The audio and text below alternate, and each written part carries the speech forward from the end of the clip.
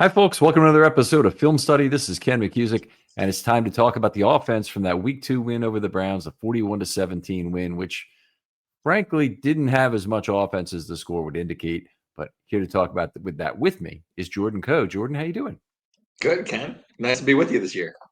Great to have you back on with Jordan. We've done a number of shows over the years. The Situation Room, is that still in a hiatus It's or in hiatus for right now. We'll see. yeah? Dave and I have talked All right. about it. We miss it a little bit, but we also don't miss it. It's a lot of work. Gotcha. Gotcha. I understand. Okay. Well, let's talk a little bit about the game on Sunday. Obviously, a game is really driven by the defense. The defense obviously set them up with some nice short fields. The offense had a about as bad a game as you can have when you score 41 points in terms of not moving the ball. They rushed him for only 45 yards, the lowest total of the Lamar Jackson era. The Browns were setting up to stop the run, and the Ravens didn't have a lot of answers for it. They had a few big plays during the game, but they also went 3 of 12 on third down and didn't sustain many drives. Yeah, this was a game that the final score was not close at all. But if you kind of go back and reanalyze how you probably felt with it through the third quarter, you weren't feeling, or at least as the third quarter was getting started, you didn't probably feel great about it. We had the block kick, we had the touchdown return from Roquan. All those kind of, you mentioned the defense played great, and they should. The Browns are a bad offense.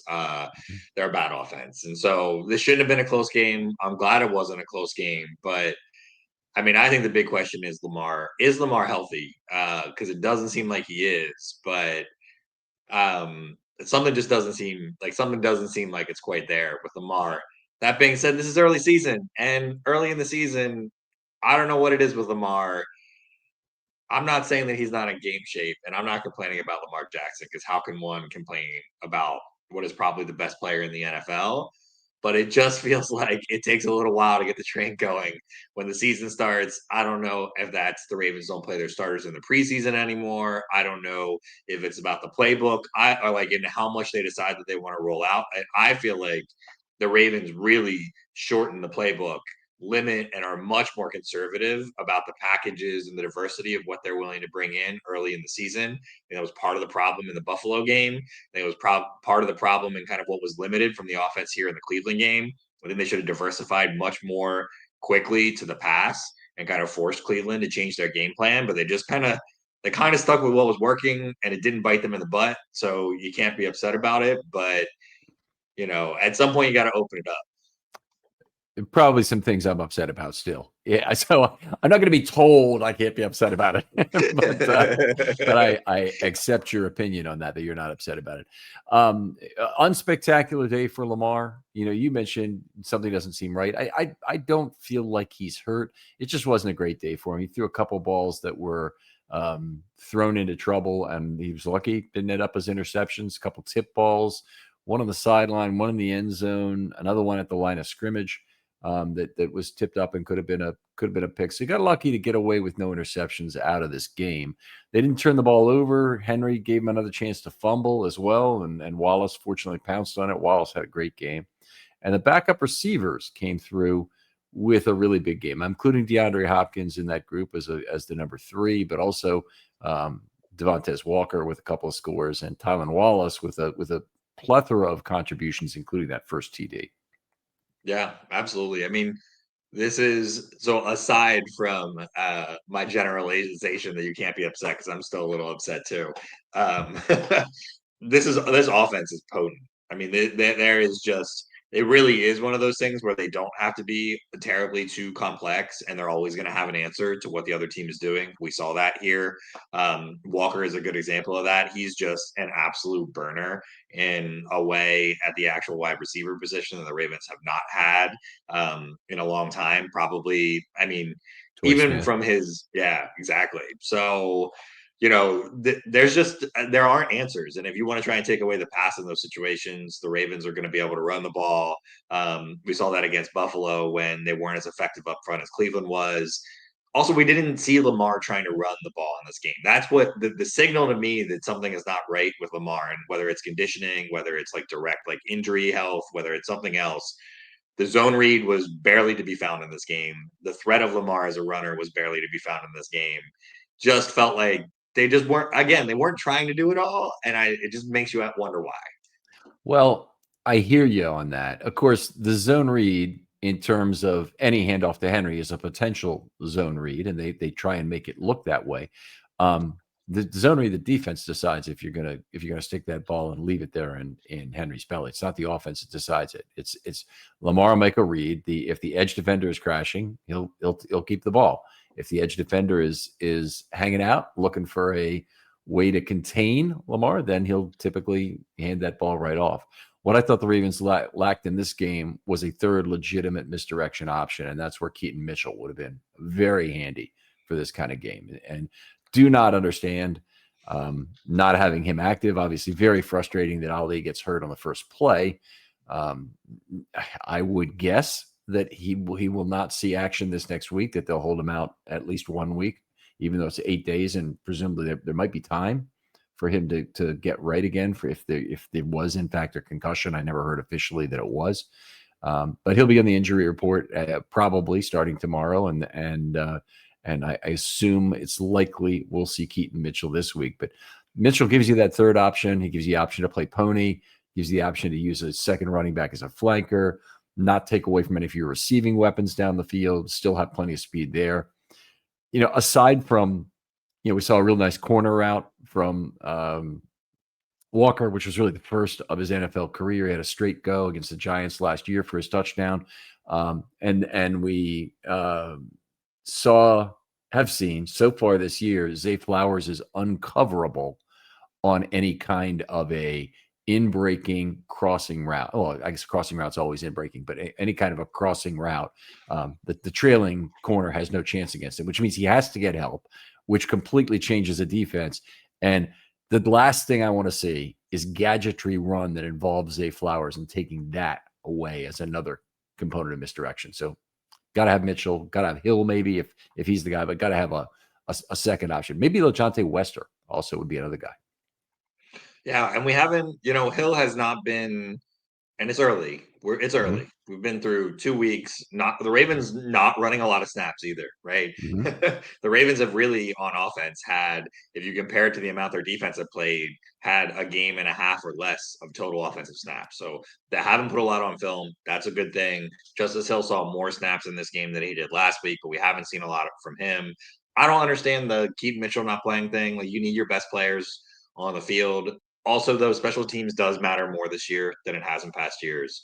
But that could be a reason to have Mitchell as opposed to not having Ali. Now, I know Harbaugh is giving the answer that he wants Ali basically for his special teams, which basically is saying he wants him for coverage, in my opinion. Correct. I agree. Yeah. But we got by just fine last week with Ali being hurt. So that is hopefully the answer there, and that the dynamic add of Mitchell. I mean, it's not even the dynamic add of Mitchell. It is put your best players on the field, right? Like, and put your best players in position to succeed. And it's great that Tylan Wallace had a tremendous game. I'm glad. I don't understand. I didn't look at the snap counts, or I did look at the snap counts, but I don't remember, and I wasn't coming in to try and make this point. But Tylan Wallace feels like he had to have had way more snaps than DeAndre Hopkins. That doesn't. I believe that's true. But I'll check. My intuition tells me that, and I don't understand that. Like, again, I understand the Ravens want to run the ball. You don't have Likely. You don't have Ricard. It's just, why put your best players on the field sometimes and don't get cute. Yeah, I'm not sure that Wallace isn't their best player on the field as opposed to Hopkins. There are some situations where Hopkins is the best guy, but it is situational, I believe. Anyway, Wallace 41 snaps, 28 offense, 13 special teams, and Hopkins just 10 offensive snaps to make those couple of plays, which is pretty great. It's hard for me to buy the idea that Tylan Wallace's role in the offense is 3 times greater than DeAndre Hopkins.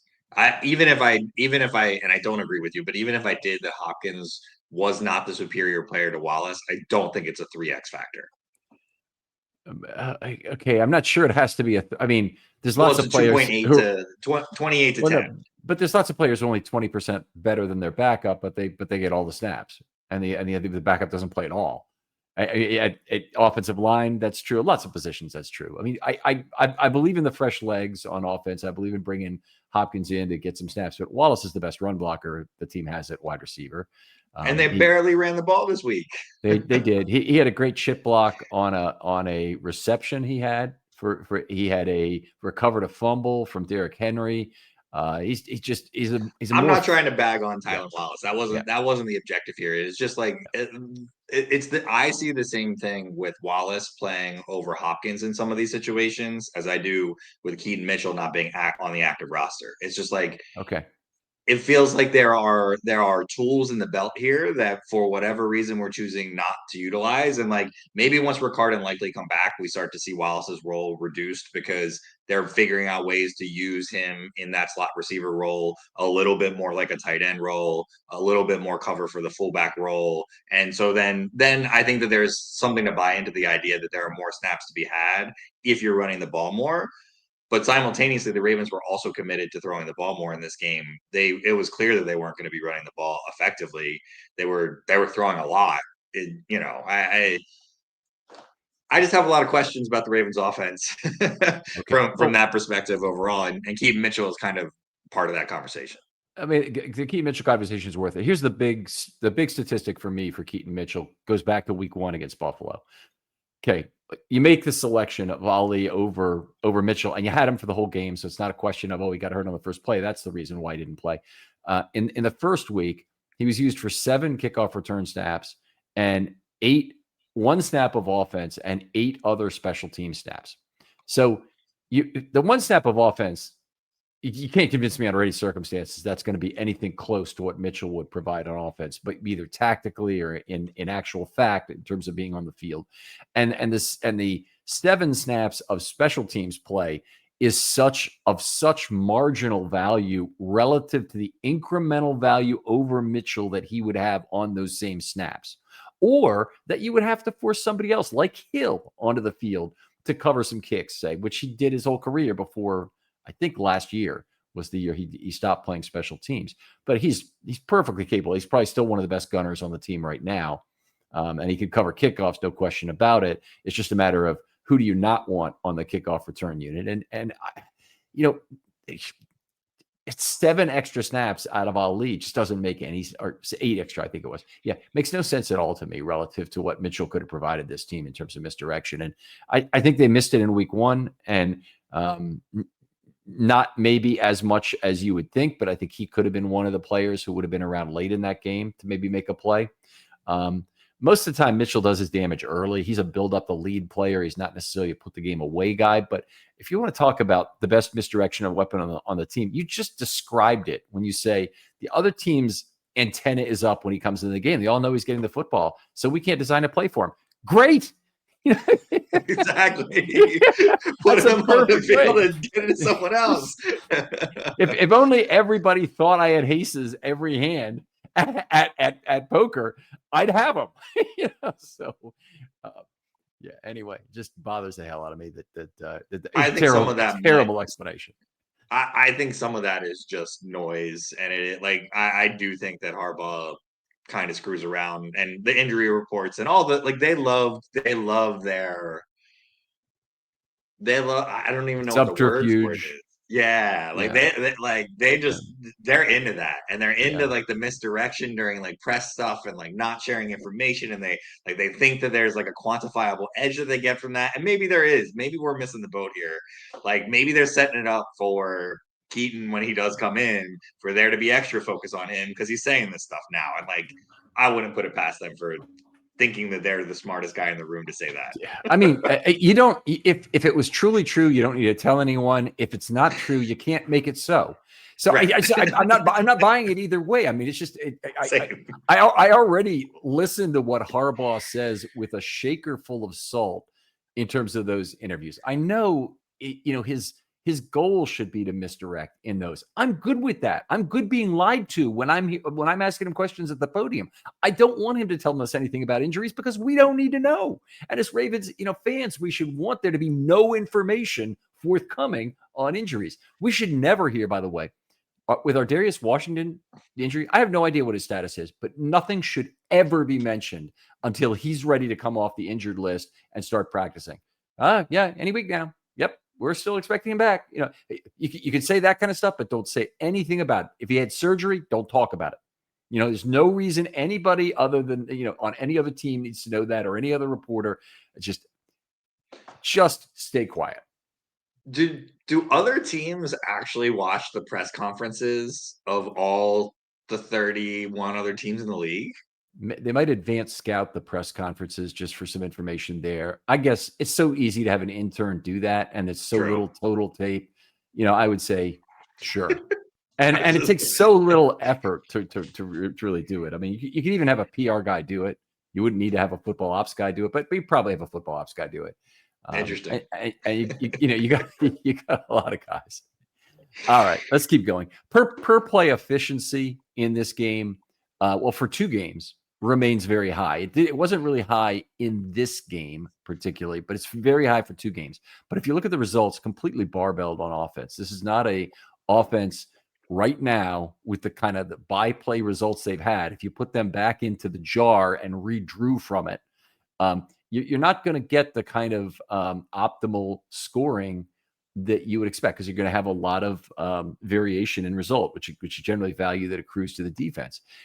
They had a lot of negative run plays against Buffalo. They had a bunch of run plays that just didn't work in this game. They had incomplete passes in both games, so they've got a pretty good completion rate. And then you had only 3 long plays in this game. So it's not like they had a bunch of big heavy hitters in this game. They had 8 against Buffalo. That was really good, but they only had 3 in the second week. So it's the offensive efficiency is just not what people think it is when they point to 81 points on 103 offensive plays, or maybe even 100 offensive plays if you take out the 3 kneels at the end of this game. Yeah, no, absolutely. I mean, and I know we'll talk about this, but it comes down to the wild inconsistency of the offensive line right now. It is Yeah. it's really hard to watch at this particular moment. And Monken, they can do all the defending they want in the press conferences of their players, and they can tell me how great everybody is doing and all of that, but it's just, and they are sometimes like, and part of, you talked about the 8 explosive plays in the Buffalo game, and that comes half of those were runs, right? Like maybe 5 of them were runs, right? And so, you got these big, when you take away the big, 4, so half, but either way, you take 4 of those away from this game. That's the difference between 3 and 7, right? Yeah. And so, and a lot of that, like some of this stuff could have been better from an offensive line perspective. Same in pass blocking. Some plays look Yep. great, and that's when they do well in a lot of those plays. They look great, and then some plays are just, I mean, you've got guys blocking air. Yeah, the offense is really, really, really misses Patrick Ricard and Isaiah Likely. They are both possession players who help sustain drives. Ricard, obviously, with his blocking, Likely with both blocking and as a receiver. And, Mark Andrews has gone MIA these 2 weeks. It's not like that's never happened in consecutive weeks before, but he really looks like something is not right from an injury perspective, but like his head really isn't in the game in the same way. To not secure the football would be the play I'd point to as about. I mean, that was Lee Evans all over again. What we just watched on that end zone, punch out. Yeah.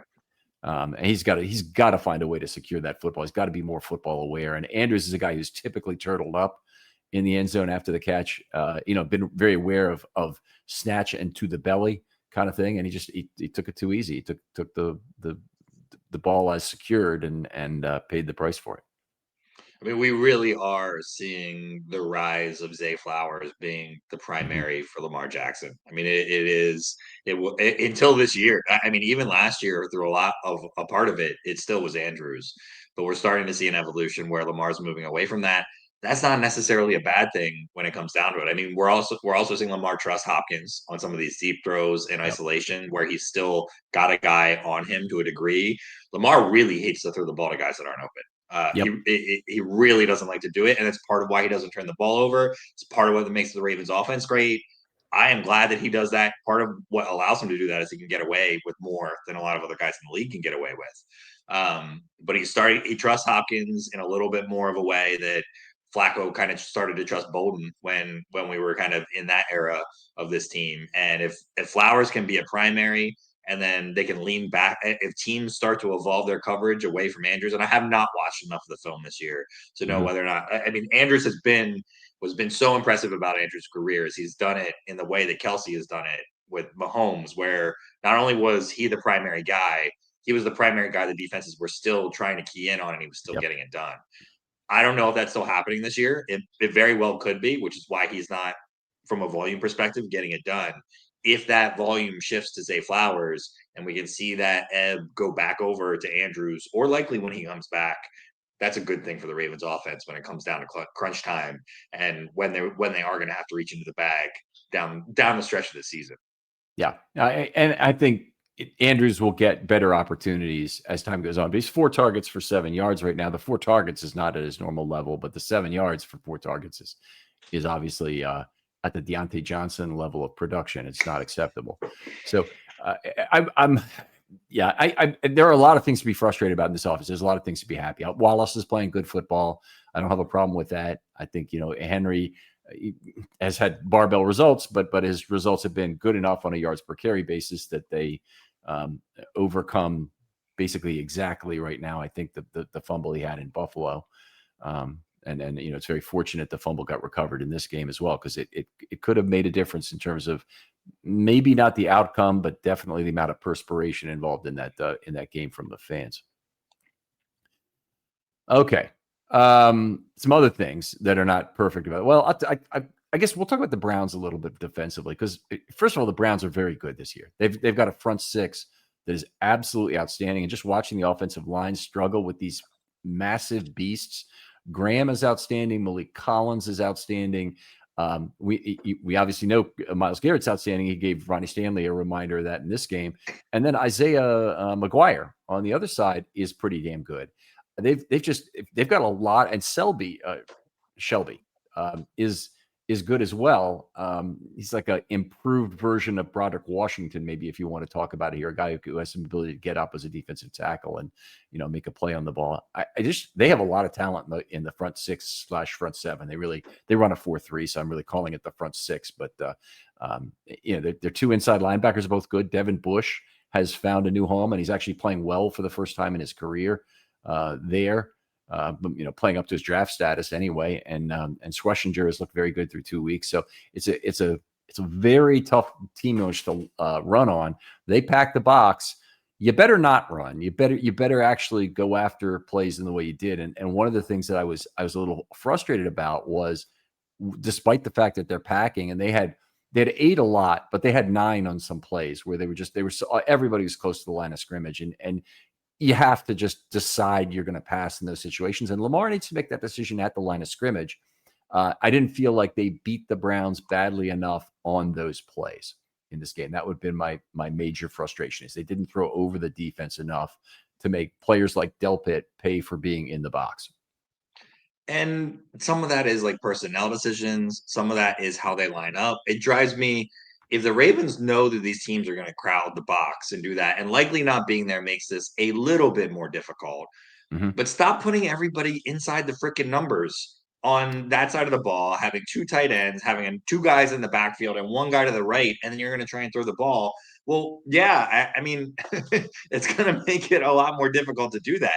If they're going to pack the box, get a snap where you can get Hopkins and Walker onto the field together, and then go no huddle, and do not let those guys switch, right? Like there are things and ways to attack that, and the Ravens and look, I think that Mitchell Payton, other than the false start, right, has been fine relatively in terms of what they've asked him to do. But like, this is a guy that was on the practice squad, right? Like, he could literally be on any team in the NFL right now, and you're asking him to be a major part of like those packages as well. Like, that is just, again, just not putting your best players on the field. And if that means that you've got to run some more 11 personnel and 3 wide receiver sets and start from that as a baseline to spread these guys out and get them out of those formations and give your offensive line a chance, right?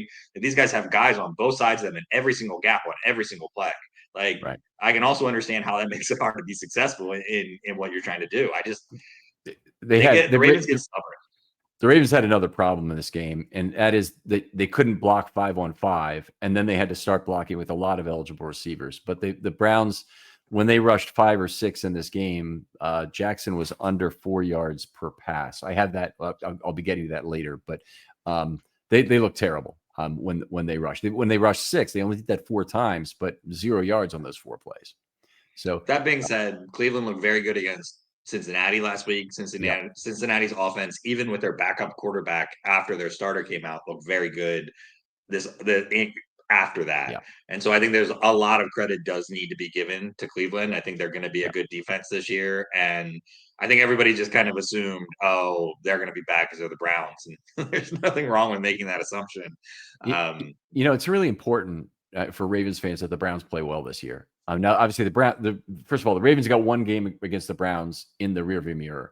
But if the Browns were to finish 8-9, their young boys' quarterback dreams are all but over in terms of really getting a top guy.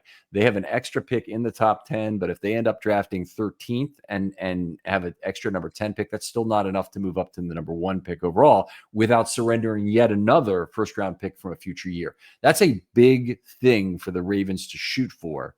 Is if they don't play the Browns in Week 18, unfortunately, they play Pittsburgh, who will probably be playing for a playoff spot. If they're playing the Browns, that'd be a great game to sacrifice to the draft capital pool for next year.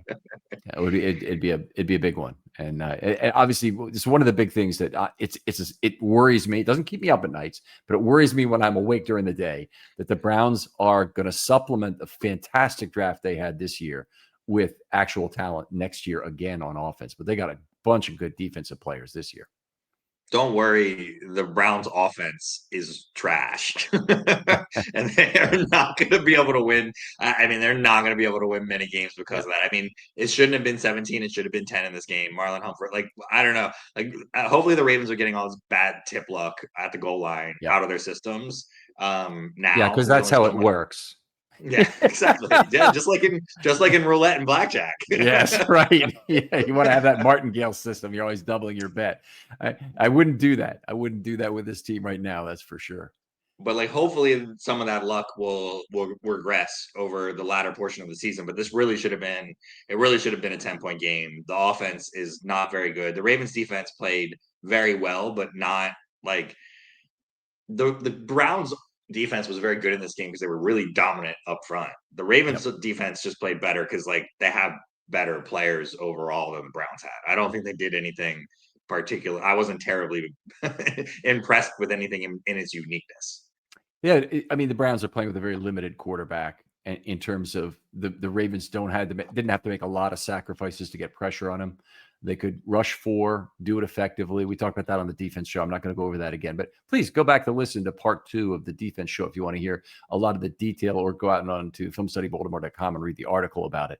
But it's basically a bunch of blitzes and simulated pressures, which drove a lot of the really positive results from the 4-man pass rush. It was very effective. And, I think they gave up 3.9 yards per play on the 4-man rush, which is that's exceptionally good. The greatest teams of all time, you talk about the 70s Cowboys, the 70s Vikings, the 60s Rams. They had a 4-man pass rush, and most of this is pre-free agency because you couldn't maintain it today. They had a 4-man pass rush that they had a special name, the Fearsome Foursome, or the Purple People Eaters, or the what are the Cowboys called? The Doomsday Defense, right? But they didn't have one for the That's before line. my time, Ken. All right. Sorry about that, young man. All right. But anyway, a group of when you can rush the passer with 4 consistently and get pressure, there's almost nothing you can do defensively that's more effective than that. Yeah, Green Bay is going to have that recognition by the end of this year. They And are that good up front when they're rushing 4. I'm fearful of it, and it's a it'd be one of the really interesting Super Bowl matchups to see if Lamar Jackson against can neutralize a front 4. He's neutralized all kinds of great pass rushers in recent over the last 2 years and change, but Myles Garrett got after him in this game for sure, and they got him for 3 times total, and they were all big sacks. They weren't the I'm choosing to run and it might be for -1 or 0 kind of sacks. These were, -9, -9, -10, I think, on the 3 sacks. So ugly. And I think some of that goes back to personnel, like not having Ricard and Likely play into all of this. Likely being the extra receiver, it makes it a lot easier to cover the Ravens. these heavy packages, and they were still staying a little bit heavier. I think probably to try and slow down that pass rush to some degree, but it's taking guys that can get open and giving Lamar options off the table. Two of those sacks felt like coverage sacks that Lamar just in normal circumstances would have gotten the ball out, and there Yep. was nowhere to get it out combined with a good pass rush. So Yeah. Yeah. He had one in particular where he moved up in the pocket that I kind of thought that was true, that there was potentially there was a throw to be had there, but it didn't come out. A little more of the background information here. I think it's important people look at this game and realize that this isn't just a gimme game against the Browns. It really wasn't. It was a very well coached game. It was a well coached game from both coordinators. I felt like less so from Monken than from War, but still well coached from Monken, dealing with a set of circumstances, not wanting to show more than a card or two out of his old deck. It was good from that perspective. They only used 3 packages the whole day on defense, and one of it was 1 snap of jumbo, 5 snaps of dime, all of which were defensive wins, four outs, and a 5th one that was a 3rd and 7 turned into a 3rd and 3. So it's barely a defensive win on that one as well. 66 times they played a standard nickel, basically thumbed their nose at the Browns and said, "You can't run against us, and we're going to keep showing you until you can." And they ran a little bit, but it was not nearly successful enough to make up for their other shortcomings. and that's what I mean. The Ravens being the inverse, right? I know we're not on the defense, but like theoretically, by the end of the season, once Starks, I do think they've been more conservative on their defensive play calling. I think that was part of the problem in the Buffalo game. I likened this when I talked to Gabe about it as the same issue the Ravens had early with Hamilton, which is that they're just not unveiling, they're not putting everything on him yet. And so there's just like not as much complexity. But the Ravens are so good in their back 6, their back 5, there's a back 6, whatever you want to call it, right? Right. Outside of their rush, that they should be able to do the inverse of what we're getting with some of that as that complexity continues to grow and grow. And they should be able to do it in nickel. I mean, the Ravens should be able to play a lot of nickel this year. Yeah, they've got it a big advantage this year with Buchanan in there. He can take coverage responsibilities and allow Roquan a multitude of different options. So that was one of the big things we talked about also on the defensive show. Again, listen to that podcast if you have a chance. The other components of the coaching that were good. Harbaugh had multiple things in this game that he had to be worried about, but he faced the 26th time the Ravens have been favored by 11 plus during his tenure, and they're 26-0 in those games. That is not an easy record to obtain. It's just not. These were a bunch of easy teams to beat. You're a gambler, and as an 11-point underdog, the Ravens had about 1 chance in 7 to lose this game. But let's say it's a little bit higher than that, since the average point spread was higher. Let's say it's 88% to win each of those games. The chance of winning 26 games in a row, and you have an 88% chance independently to win each one, is only 4%. That didn't happen randomly. It happened because they know how to get ready for an opponent they're a lot better than. And people will remember the crappy games. They'll remember the 10.5-point spread that they lost on in Jacksonville, or they'll remember the 9-point game they lost to the Raiders, or they'll remember some other 9-point game. I'm here to tell you, other Hall of Fame coaches have lost a lot more games in these situations. Don Shula lost 9 such games. He's like 72-9. Tom Landry lost games in this situation. All the great ones. Why is his name escaping? Andy Reid has lost a bunch of games in these situations.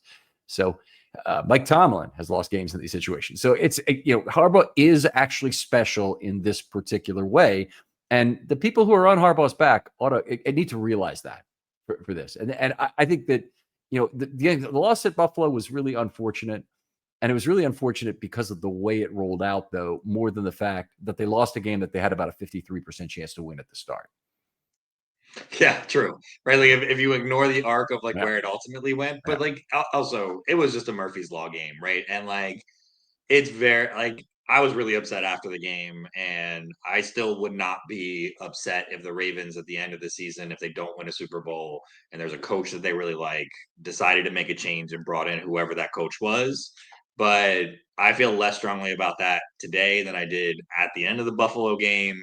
And you can do a lot worse than John Harbaugh. And I know that that's real defeatist-ish borderline mentality, but most of the coaches that come into this league that should be good aren't. It's kind of like Yep. quarterbacks. That there's no way that anybody would have said when the Ravens hired John Harbaugh that he would be as good as he has been over these last 19 years. That's People right. there, you couldn't have predicted that. And if anybody did, then they should tell me the Powerball numbers for the next drawing, right? Well, I'll tell you, he was the Ravens' second choice. They Yeah, wanted right. Garrett, and they didn't get And him. he was trash. And he was not nearly as good as Harbaugh, that's for sure. So, is he still an assistant coach somewhere in the NFL? I No, assume he's on Monday Night analyst Football or or something. something. You're right. Yeah. Yeah. Okay. So, He's relegated to hanging out with Chris Collinsworth's son. That's how far he's fallen. all right. We talked about, I think, everything else I want to talk about there. A few other general comments. I did mention the thing they've lost. They lost the snap count by 19 this week. They lost it by 28 the week before, and it was a bad 28 because the 28 was all in the second half. It was 28-28 at the half. It was 50-22 in the second half, and the defense was just dog tired and could not, draw a breath as the Bills were coming back. So it's not surprising they couldn't get it done. Oh, I did want to talk about one other Harbaugh thing. I forgot. The 4th and 1 play. Okay, let's talk about that in terms of what that meant. Because I'll tell you from a mathematical perspective, pure mathematical perspective, and I need to qualify this all the way. There's no doubt about it. You go for it from your own 13-yard line. In fact, you go for it from anywhere on the field with 4th and 1. Anywhere on the field. It would not matter where.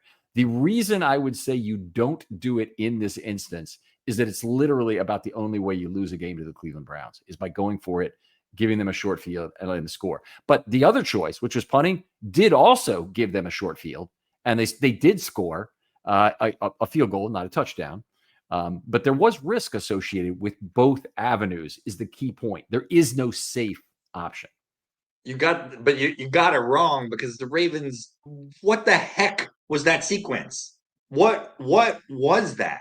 Like if you go and like outstanding of like the results and the outcomes and the odds of like what they should and shouldn't have done. What the heck happened there? Right? Like, first of all, you should already know like and this is Gabe and I talk about this a lot. I think that most of what happens on game day should be prepared for. Like when things go wrong, it's because they weren't preparing for it during the week.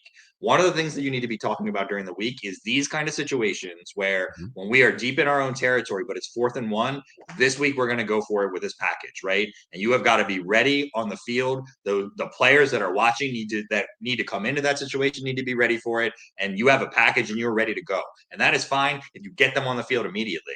But they didn't. And then they came back out and then they lined up and then they didn't do it.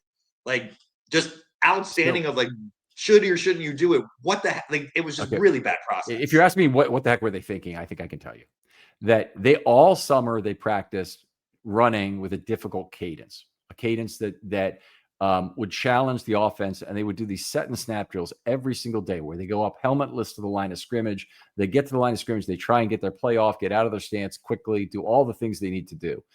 It's been reported all summer, by the way. I've been talking about it the whole time when I talk about like what drills are they doing day after day. And they thought they had a chance to draw the other team off sides. I think the chance is less when you have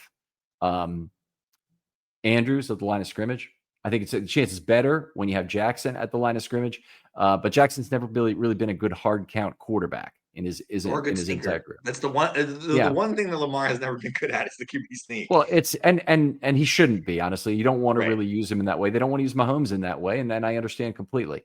And it's fine that they use Jalen Hurts and Allen that way, and I hope that one day they pay the price for it. It's just that's the way it ought to be.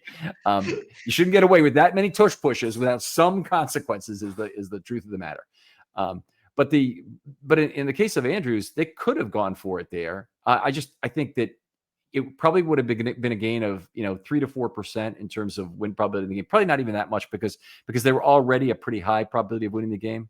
So their difference is not going to be that great. But they weren't betting the whole game, not by any stretch of the imagination. But they could have played for a marginal, let's call it 1 to 2% chance to win the game by holding the ball, running out the half, possibly scoring again themselves, and then getting the ball first in the second half again. The game was in doubt at that point, at 10-0, right? 10-0 when they decided that, and then it came back and they scored their first field goal to make it 10-3. It wouldn't have been the worst thing if they'd gone for it. I just wouldn't have felt like it's the right thing. Here's the mathematical thing is there's two ways to look at this problem.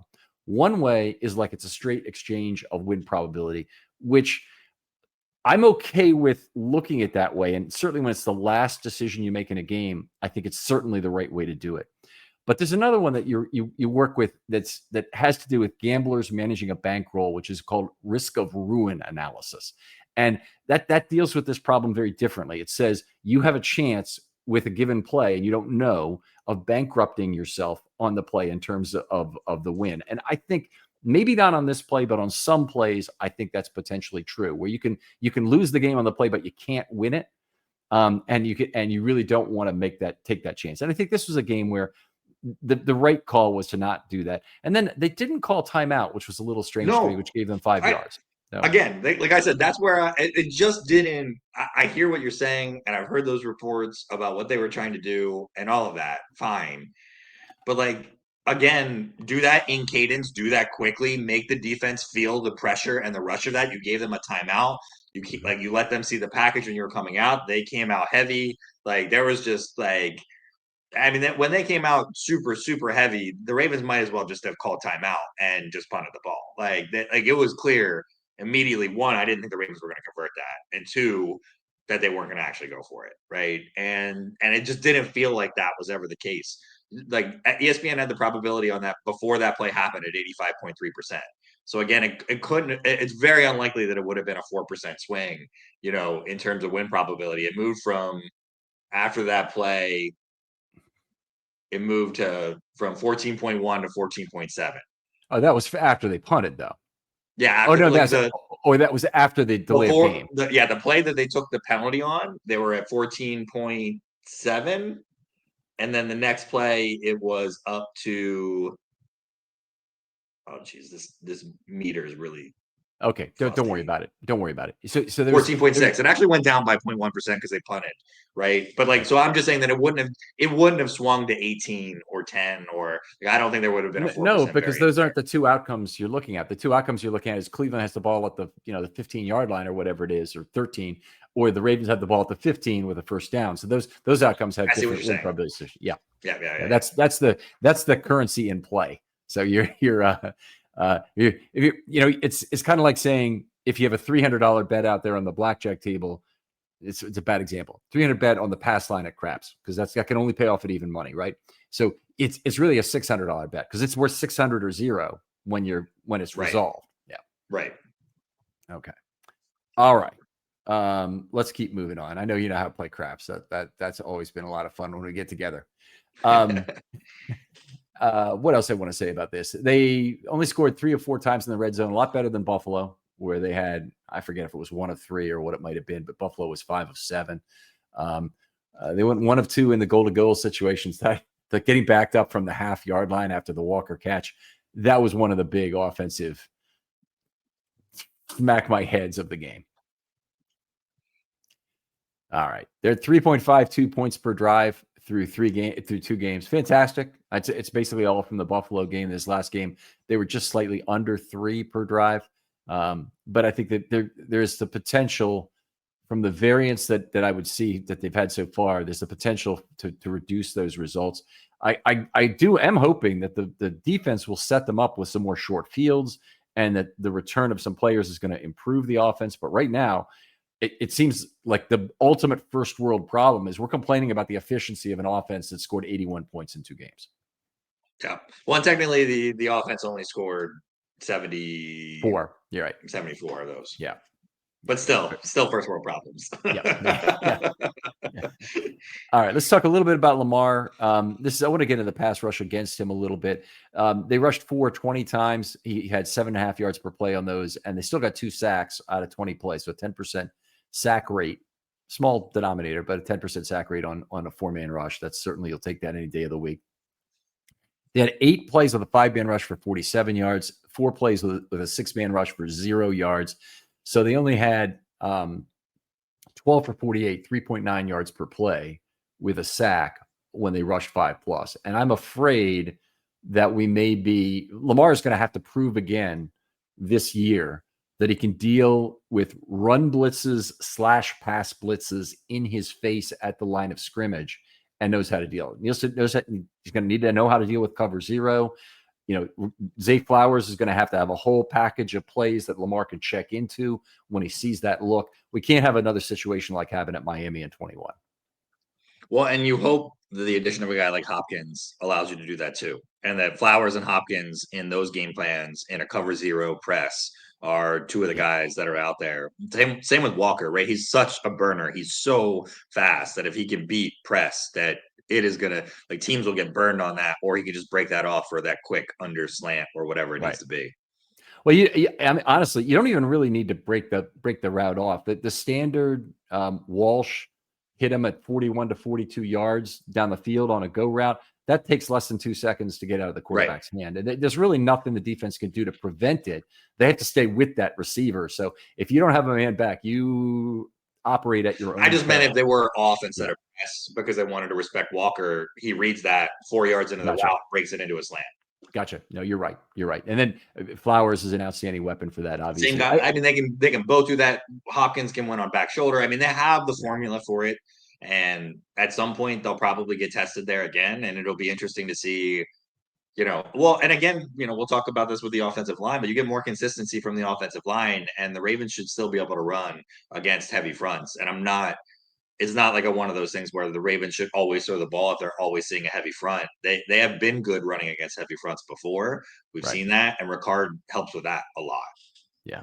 I do think that the Browns knew exactly what they were doing defensively, and they said our chance to win this game is to challenge Lamar to beat us through the air, and he kind of did. I mean, it's He a did great it game. early. It was a great game statistically for Lamar with 4 touchdowns, 0 interceptions. From an actual like throw by throw perspective, I didn't think it was all that impressive. He's 10 yards above expectation for his opportunity set. He had 3 balls that he put in peril during the game in terms of it being intercepted. So there were problems. And then again, I mean, he threw a touchdown pass to Andrews couldn't hold on to it. That was bad. And I also thought Lamar and Rashad were just not on the same page this game. Like there were 2 or 3 different throws where it felt like they were not going to the same places, and Lamar seemed frustrated about it. Yeah. Yeah, I'd agree with that. Want to talk about ample time and space, BOQ and pressure real quick. 11 ample time and space opportunities. And this is despite a really horrible offensive line performance. They still got him ample time and space on 34% of throws, which is pretty decent. And he's 9 of 11 on those for 102 net yards, 9.3 yards per play. The ball was out quickly 8 times. That's only 25%. That number is kind of low. And you definitely don't want to have the kind of relationship between pressure and ATS, namely more pressure than ATS in a game. But he had 25% BOQ, which was 6 of 8 for 50, 6.3. That's right about expectation. 6.0 is my expectation. 8.5 is the expectation I use for ample time and space. He had 9.3. But here's where it got bad. Against pressure, they had pressure 13 times. He completed 4 of 10 for 45 net yards, which is okay. 3.5 is right on target for the pressure expectation. Of course, Lamar Jackson's an above average quarterback, so I would expect him to hopefully beat his expectation more times than not. But he also took 3 sacks on that, which meant there was a high variance. And again, that the value of that variance accrues to the defense. That really in today's NFL is what needs to gamble.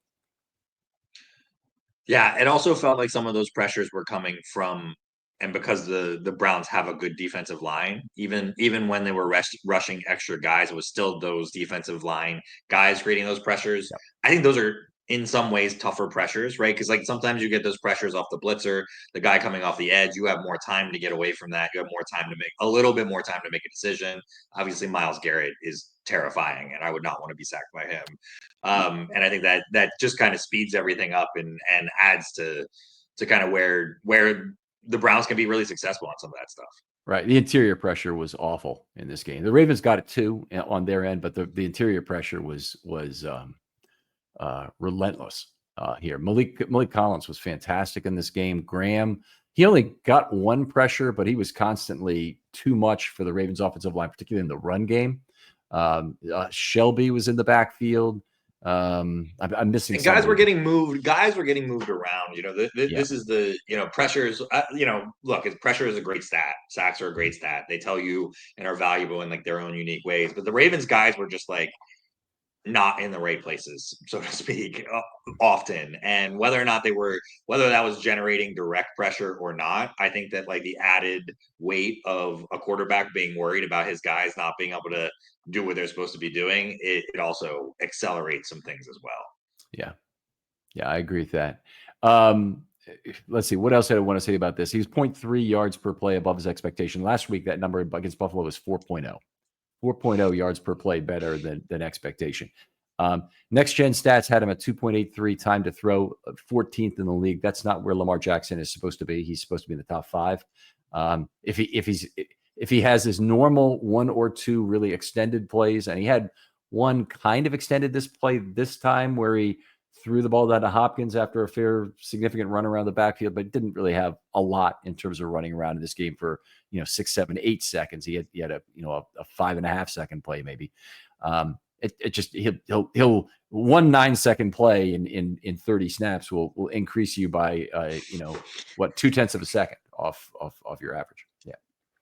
Well, we did see there was one sack that Lamar took on the left side of the line where it felt like and this is why it's just like feels like Lamar was not 100%, or they're just like, I don't know what it was, but it felt like he could have gone, and he clearly chose not to, and he chose to take the sack in that circumstance. It was the one where Falele blocks nobody essentially. Like, I forget who the defensive tackle was, but he just pushed Falele out of the way, and he's kind of standing in front of him, so the pressure's collapsing from the right side, and it felt like Lamar could have squeezed out if he did his normal thing to the left, and he just didn't do that normal thing, and he ended up backing up right, I think, into Garrett. And so it's just, again, in the same kind of circumstance, you take 2 of those plays, and all of a sudden, if you take that as a 10-yard loss and you turn it into a 9, 10, 20-yard gain from Lamar running, if that's an opportunity that's on the table there, that also swings your averages like crazy. You're projecting an injury here, which I'm not seeing evidence of. I will take another look at all 3 of those sacks and see if there's one that kind of matches the description you're giving me. But that wasn't. I mean, what I'm noticing. I don't think he's like. I'm not saying that he's injured. I'm just saying that, like, I think the game plan was very clearly not to have Lamar run the ball in this game, no matter what, which he didn't. but it's kind of a self-fulfilling prophecy from except someone it's on not the sidelines. really, because Hold on. Lamar always runs the ball, right? Like I mean, I guess, like, I would question, to go back, did Lamar? I don't think Lamar had a single quarterback, like, had a single run call to him in this game. Not one. It was only a scramble. But he had read option plays where he let the ball go because he thought that was the better option if the defensive end is. But there was still no design quarterback run calls at any point. Like, in the Ravens. I agree. They didn't boot away from him. They did have one of those, actually. They zone blocked the left and naked booted him right. But they didn't do a lot of that. I agree. They didn't do a lot. It felt wound back, and it felt like they were protecting him. That was my vibe. And like, it just, I don't know. It just, early in the game, some of those overthrows that Lamar had to, like, Flowers just, like, didn't feel like they were, like, quite on point for him. And he was slinging the ball so accurately and so well in the Buffalo game. And then to do that here at home, like, in those instances, it just felt like something was off. And it could also be that Lamar was sick. Like, Lamar loves to get sick early in the season too. And he was talking about the IV. He had the bandage on his hand. Like, maybe he just wasn't feeling well. So, like, not an injury, but I don't know. It just felt like, I don't know. It just didn't feel like the usual Ravens offense to me. They did, okay. Well, anyway, intended air yards, completed air yards were both 3rd in the National Football League. That's exactly what we want from Lamar. We want him to be throwing the ball further, pressing that ball down the field, making teams that tighten up against him do it. I mean, it was from that perspective, at least, was a challenging set of throws he was trying to make with this reasonably good opportunity set overall. Not great, but reasonably good overall. All right. What else we need to talk about? 1.68 heavies per play. It's amazing the Ravens can continue to do this without most of their the guys who constitute the heavies, specifically Likely and Ricard, taking snaps. But they got a couple of snaps out of Cleveland, and they got about 18 or something out of ZMP, to including just an awful penalty in the backfield for the false start. All right. The tight end production problem. We got 0 targets for Kolar through 2 games, 1 for ZMP. That was in the end zone. It's the equivalent of a back shoulder. Lamar saw the back of the jersey of the defender. And he said, okay, I'll take a chance on making this throw, but ZMP couldn't correct and get to that ball. I think that's a ball Likely corrects to. I think that's a ball that Hopkins corrects to, but ZMP could not find his way to get free of the defender in that particular case. Yeah, it is. I mean, I found it to be interesting how much I thought we were going to see a lot more 11 through these first 2 weeks. If you told me the Ricard and likely were out, I thought we would just see a lot more 11. There's almost no other choice. I mean, right. and the Ravens are like, screw that. We got this guy on the practice squad. He's great. He's coming out here, 18 snaps. It's just it's so and we talk a little bit about Harbaugh. I try and place a lot of the blame about play calls and preparation and decisions on those schematic things on the offensive and defensive coordinators during games. I think Harbaugh is very hands off about that, and I think those things happen during the week in terms of preparation. But I do think that there is somebody pushing the scale down a little bit, saying, "Hey, we have to be like more run heavy. We have to be doing it this way." I can't. It just really stretches my imagination a bit to think that Monken wouldn't want to lean a little into 11 more than we have early in the year. So interesting dichotomy here, because on the defensive side of the ball, they said, look, we're not going to rush a lot of numbers. We're going to play mostly nickel. We don't want to show our play. So they put a bunch of constraints on the defense. The defense did fine with it. They did absolutely fine with it. They schemed around what they needed to do and were terrific. On the offensive side of the ball, they put a bunch of constraints on the offense, and the offense was not fine with it, even though they scored 41 points, because the 41 points, the way they scored, it's just not acceptable to these two guys sitting here on this podcast talking about it now.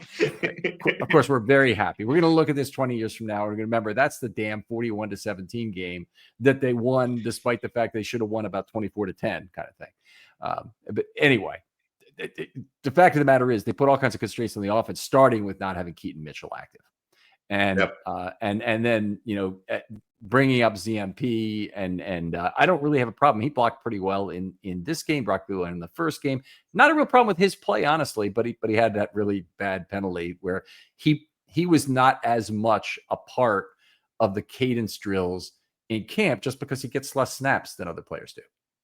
And I also can't believe it's the same thing, the analysis that I kind of gave earlier about my perception that I think that the Ravens are limiting what they're doing on defense because Starks is still learning the complexity of those packages, the switches, like the calls, how they communicate that to each other. Some of that stuff can only happen after he gets live game snaps. There are only a certain number of blocking schemes that you can hand to a fullback that is actually a tight end that is actually on your practice squad. With a limited amount of time. Yeah, I mean, I agree. I mean, they do have an install during the week where ZMP knows he's playing and he knows what his role is going to be in that game. And they install that package of plays. That's the part of practice that no media can go to. And it's done during the walkthrough phase, even before preseason games, that they learn the dance steps to these plays that they're going to run. He's not an experienced guy. That's for sure. Right. I just think it makes the coordinator a little less likely to call some of those situations. It just it's kind of like a domino effect of like how it plays a part and how that ends up being fed out. And so just have him on the field less is my answer to that. And put a guy like DeAndre Hopkins on the field, who is your veteran and you're raving about, and you're talking about how, and he's looked great, right? Like he's, the results for Hopkins have been great. He's taken the ball away on all. Well, actually, I guess he's had 4 catches now. One of them was that little catch short of the sticks. The other 3 have all been long plays where he, basically was contested, could not get separation, and yet still managed to catch the football. I'm happy that he caught those balls. I'm not as thrilled about the contested plays as you seem to be about it. I think you're ascribing. It could be Devontae Walker. It could be Tylan Wallace, even though I disparaged him earlier. Like those guys are active roster guys that have signed second contracts in this league. And ZMP is a practice squad tight end that's not even a fullback. Okay, fair enough. I'm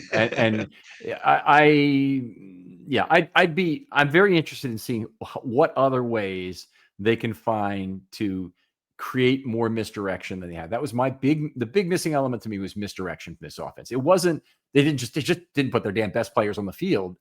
That to me wasn't the issue. It was the lack of misdirection. You could have achieved it with those same players or with one different player on the field, but still the heavy. You can still stick with the 1.68 per play, and you just LaJonte Wester is at flanker instead, and you're trying to do different things and show him different looks. Anyway, I didn't. If the other team knows that Keaton Mitchell is going to get the ball, they a hell of a lot more know that Zay Flowers is going to get the ball at this point. And having Zay Flowers go in motion, in jet motion, it gives away a lot about the play. I don't like what it does in terms of making it easier. I mean, the first thing, if I'm a safety, seeing Zay Flowers go in motion, my first thing is, phew, I don't have to worry about him. Or I might have to tackle him. I might have to get to the spot, but he's not going to embarrass me by getting behind me and doing something. The one call in the Buffalo game on offense that I really didn't like was the 2nd and 10 end around to Zay Flowers. That was not a great call. And it's so funny because I don't know if you were watching the Chargers Raiders game last night, but they were it wasn't the same situation because they needed to pick up a first, but they ran that. And I was like, this is just like a hardball thing. They just think they're smarter than everybody and they like to do it. And hopefully they're I mean, you at least give it to the right guy. You were giving it to Monken, give it to Greg Roman in this case, because he's the guy, and he's a fine Ravens fan whipping boy anyway for bringing all the success to the early Lamar years that he did. Well, anyway, I mean, Roman has looked great this year, and you assume that Jim Harbaugh's influence is part of like that evolution, and like he keeps him in check a little bit more about that stuff. So. But yes, Greg Roman, death upon all his houses, yada yada yada. You are much more. You are definitely the angry mob personality. Somebody says there's a vampire. I think I saw him living down the street here. You're like, oh, wait a minute, let me get my pitchfork and my torch, and let's go over there. and it doesn't matter if you're the first door he knocked on. He knows you're going with it. So, okay.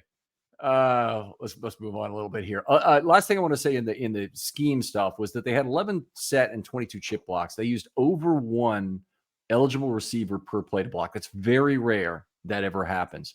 It's something that the 2008 Ravens did for Flacco with a lot of max protect and things like that. But the Lamar era Ravens, they basically never go over one. It's happened. I think it happened one time last year, but 1.03 is very high. And it really restricts what those chip blockers could do. The set blockers obviously aren't going out at all, but the chip blockers also very restricted in terms of what route that they can run. I would just put this as a data point in my argument that the Ravens were being more protective of Lamar than they usually are in this game. All right. And I'd put it as a data point in the Cleveland put it all at the line of scrimmage in terms of showing them what they had, and they used some extra protection because of that. Not to mention the fact that their outside guys can actually rush the passer, and those were good guys to chip with. But anyway. All right. I'll tell you what, we'll come back. We'll talk about the offensive line performance in some great detail, and then we'll talk about a lot of the skill position players, get to your mailbag questions. But Jordan, thanks so much for coming on for part one here. Tell folks where they can reach you online maybe and have a discussion about football, though that might be harder now. Yeah, people can find me on Discord. My Discord handle is Flash Jordan K without the A in Jordan. So Flash JORDNK. You can hit me up there. I've got some other friends that got some other Discord channels that talk some Raven stuff. So feel free to shoot me an invite. All right. Are you on Alex's channel? I don't go there too often. Yeah. Okay. All right. That's great. Thanks for coming on anyway. I know you're not really on Twitter anymore, and that's kind of one thing but he has an account there, but if you send him a message, he might not get it for quite a while because I know you're not on there. That's right. Not on the regular. Other folks out there, thanks for listening. For starters, I'm going to ask for a couple of special things. First of all, as always, like and subscribe if you're on YouTube. Tell one person about this if you can, especially if you can show them how to get to the website and click in. An older person, show them how to get to the website on their phone and listen to it directly. Old people don't like podcasts. That's my experience as an old person. It's that they really don't. But anyway, really appreciate any word of mouth. It's the most valuable advertising of all. And the last thing is I'm going to be on the radio and we'll have probably a morning in studio. I'm going to give you more information when that comes up. I'm in studio every Tuesday for 30 minutes, and sometimes I stay a little longer, and if there's some calls or whatnot after a big game. But I'd like to get some calls to 105.7 from the listeners to this show. try and have a high quality call, particularly when I'm on. I'll let you know when that is, and hopefully you guys will get in a call. Anyway, thanks for listening, and we'll talk to you next time on Film Study.